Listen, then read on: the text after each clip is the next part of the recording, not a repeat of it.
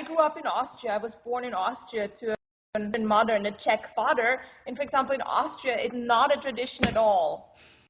I do this theater without words. But in my other country, in Czech Republic, big tradition because of communism, right? There was communism for all these years, so you were not supposed to stay on stage. Oh, that's so interesting. So yeah, it was an underground movement, pantomime. It was really, yeah, that's how you could say things, right, or show, because it was not ever expressed. That's touched me a lot, because incredible how art always finds its way, you know, to express. Exactly. Yeah.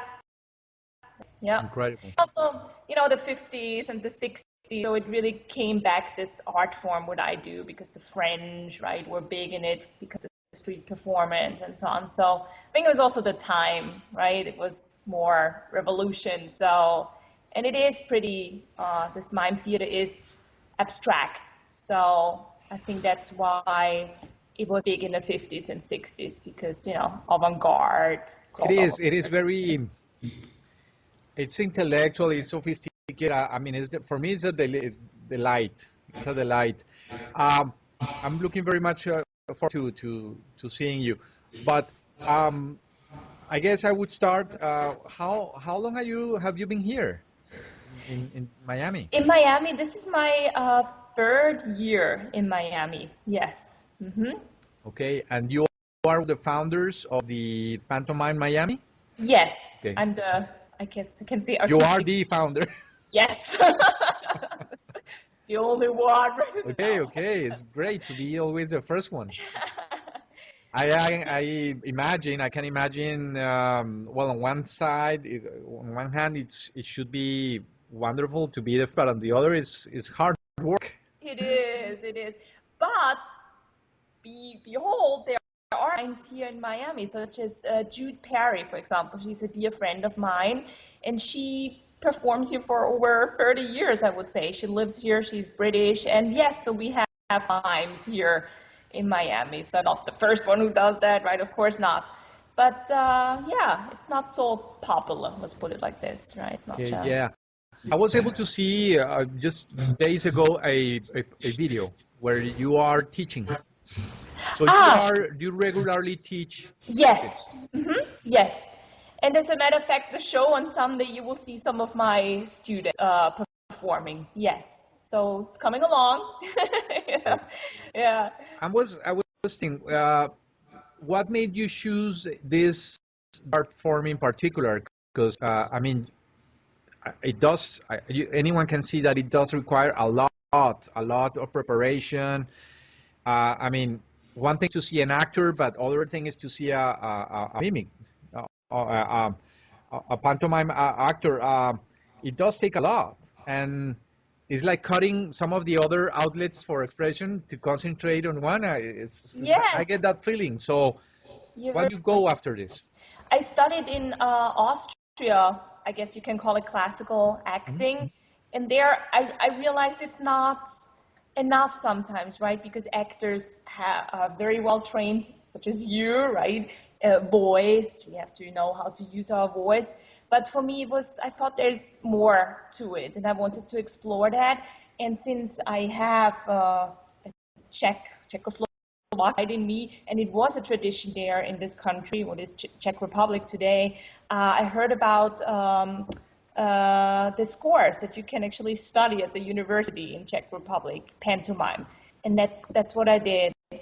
And also because you just said it's such also maybe because it's rare, yeah, I wanted to explore that. And I think it's just a beautiful thing because it's international. You can really go everywhere because there are no words spoken, but it's also a great, how can I say, responsibility. Because we don't have the luxuries such as dancers who work even harder than we do, right? They work so hard. But, you know, for some modern dance is more free, so you don't really have to really express. Every motion doesn't really mean anything in dance. You just look for the overall, right, beauty. But here in this theater, we're quite related to dance, but we really have a huge responsibility because we tell stories without words. And it has to be understood. And you said it is a lot of work to work on one, let's say, 3 minutes and make sure that everything you express is understood, right? So Exactly. be clear. So much working into detail. Yes. And the knowledge and command of the body. Right. Incredible. Yeah. So you mentioned Austria, but you had the chance to meet Marcel Marceau at some point, right? I did, yes. I met him in Prague at my university. We had a master class with him, and that was in 2003. So we saw one of his very last stage appearances. When did he pass away? He passed, I think, I have to think.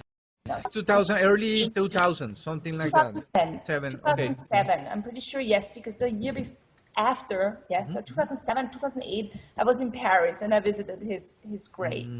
And I met him in 2005 in Switzerland for another master class. So yes, twice I had the honor to meet him and to work with him. For you must be, I mean, for anyone, he's the icon, no? He's the symbol of this in the modern world, at least. Yes, absolutely. That's what they say. The modern mime. And yes, absolutely. He is, of course, my idol. Why? Because all his major work was solo work. And he was most successful when he worked as a solo artist. He always had his students performing with him, but really his strongest acts were his solo acts, and they were beloved all over the world, right? For example, the Butterfly is a very famous act by him. Yeah, and he just followed through his whole life, and this, I think it's wonderful, right? And art really went with one career the whole life, and this is what I admire. Yeah, so he was very devoted. I guess you know by heart his whole evolution at some point, or at least you know what are like you say, there are some of these landmarks, his classical moves and everything. Yes. But maybe what comes to mind is, with age, does something changes, or you learn more and you develop more technique, or what happens as you age with this? That's an interesting question. I will turn 35 in a few days. So. Come on, you look 20. Thank you. Yeah. So absolutely, yes. What it is, that is actually a quite famous quote by Marcel Marceau. He says, every actor should start a career as an acrobat or a gymnast and should finish the career as a philosopher. So absolutely, of course, especially in our 20s, we can all relate to that. We want to, release this energy and everything. And what I feel right now is that's very, very true. Like in every profession, the movements become more, right? And because you do it again. If you ask me completely, this kind of theater, yes, you have to with age. But it's beautiful because it does apply for everything in life. Absolutely, absolutely. Yes. So, and of course, the philosophy, that's a great thing that we, in this kind of theater, we have the possibility to apply our life philosophy into the art. So I would say that, yeah. Perhaps another question would be, are there many styles? Because I guess you have the classic school, and perhaps there are new or modern contemporary styles. What happened, Enrique, is that the term physical theater is quite modern right now, and I would say pantomime was there before, or physical theater is just too much of a broad term right now. So it's a crossover between dance and theater, and I would say probably that term, that physical theater, is most related nowadays to pantomime. But pantomime, the term panto, means all or everything, and mime to mimesis, right? That, so we copy everything, and I would say it's all related, the arts, right? And especially theaters brings so many arts together. So yeah, but there are many forms, yeah, to answer. Like when you see these street performers that we were talking earlier, I guess you see the enthusiasm and all that, but you see the lack of technique in many ways. Like people haven't gone to school, but they try to do their best in just to make some money on the street. Right, right. Like you see a lot of these people that like to two types, or perhaps there are more types, but you see the ones that are like statues that they stay. Oh, Well, yeah, yeah, I yeah. don't know if that's some kind of expression there of pantomime, but there's something about it. But the others that you emulate, the people that are passing by and they try to imitate, Yes, that is funny to make people laugh, no? yes. So is Yeah. there a lot to learn? I mean, these people they do a good job in what they do.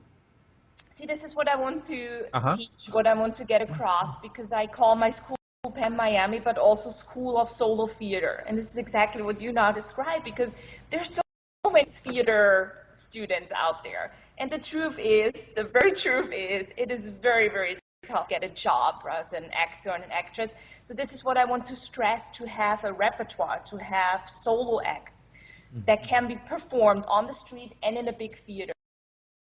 This pantomime theater makes it possible. Why? Because it's international. And on top of that, you can even perform for people with hearing, right? The deaf people. So it is truly international.